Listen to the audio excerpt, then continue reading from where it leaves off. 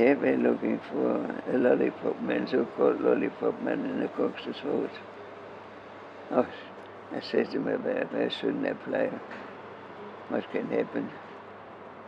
I went there, the interview was in Blacktown. When I came there, I got a shock. Over 400, no, not over 40 appliances there for the job. I said to myself, I never will get so many appliances there. But once I'm here, I will apply for it and see what happens. I think it was the 20th interviewed. And the first thing they asked me, what will you do if you get abused? This is why, yeah, because as a job you get abused as a Lollipop Man. Well, it's very simple. God thought about that already. He gave me 2 ears.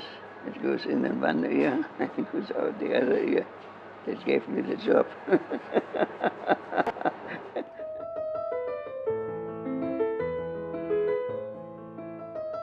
I was a high school student, and I applied for the university, and I was accepted. My mother was Jewish, declined. No? So when I came in that camp. His experience at workers' camp, the two main stories that he always told about that was when he was actually bombed, when he was in the cellar, and some of his mates were killed in that, and he was there for about 8 hours. At one stage I thought it was a couple of days, but recent discussions, it's clear that he only was there for about 8 hours, which is long enough, I think, to be entrapped. And then they finally dug him out, and he was saved by, it sounded like a fridge was thrown across him and pinned him in a corner, and he survived that. What he was doing in that workers' camp was basically, they were construction workers for a construction company, building railway lines for the V-1 bombers, which were going to send rockets across to England. And that was part of the program that the Nazis had in place at that time, which was in the latter part of the war, like 44, 45, 46. Of the internship, there was about 600 odd, and only about 60 survived that whole thing. And they moved from camp to camp. It wasn't like they were one camp. When they were in one, they always went to areas where there's work required to be done on the railways, restoring railway lines, building bunkers or building whatever needed to be built. That's where they were sent. And at the end of the war, there's only 60 of them left of the original group of 600. As soon as Dad was liberated from the camp, it was in a small town called Kirchlingen, middle part, sort of northwest part of Germany, I guess. And that's where his camp was. And he was liberated there, and of course he couldn't go anywhere, so he stayed there. And he tried to get a room in a B&B place with Mum, but the lady there wouldn't allow them to be together in one room because they weren't married. She was introduced to me by her girlfriend. They went to the same school, and then also in the secondary school. And she said, you have to see Horst. Horst is my real name. No? And when my wife saw me, as she told us later, she said, this one or no one.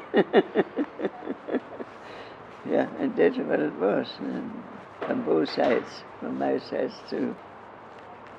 We were so close. We went on holidays together. And the confidence and the trust me, it was amazing from her parents. No? And I was not such a kind who would take advantage of all this. Little did we know about as life should have been at that time. But we had one big handicap. My mother was Jewish, and that was the time under Hitler, 1941. And the war was finished 1943, yeah. And there we were not allowed to see each other. But we find a way to see each other anyhow. And when the war was finished, it was 1945, we came together. We were sitting on her room on the balcony and said, look, what is keeping us from getting married now? Nothing. All right? We said it and we did it. We married in 1945 on her 20th birthday. It was the 11th of May, coming May now, 45. And my wife and I, we were so happy to get her so close now again. I saw her every day.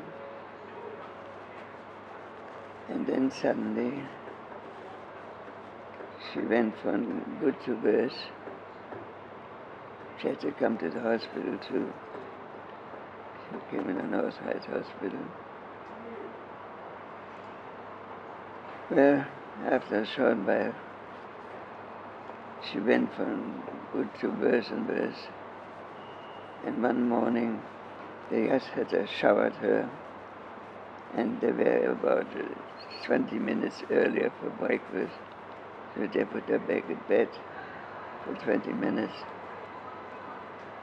And when I came to pick her up, she was already dead.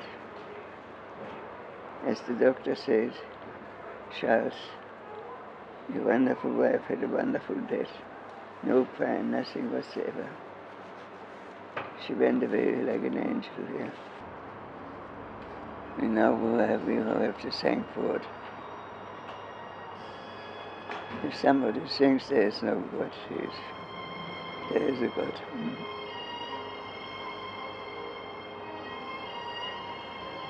Yeah, that she passed away last year.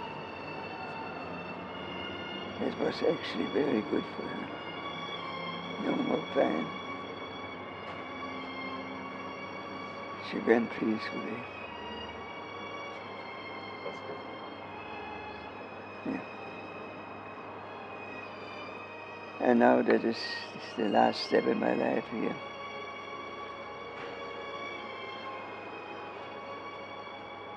My wife is always with me.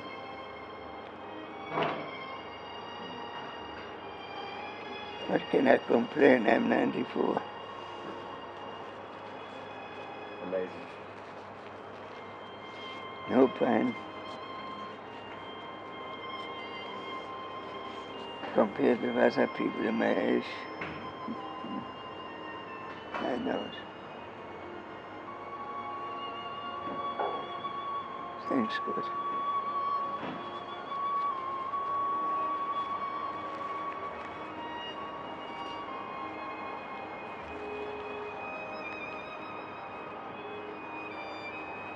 Yeah.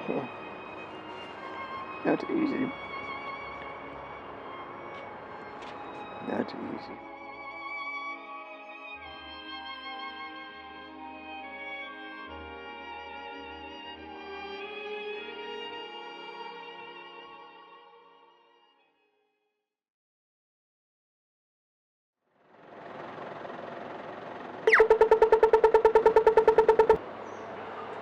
And all the teachers, all the school children, it was the best I ever have met in my life.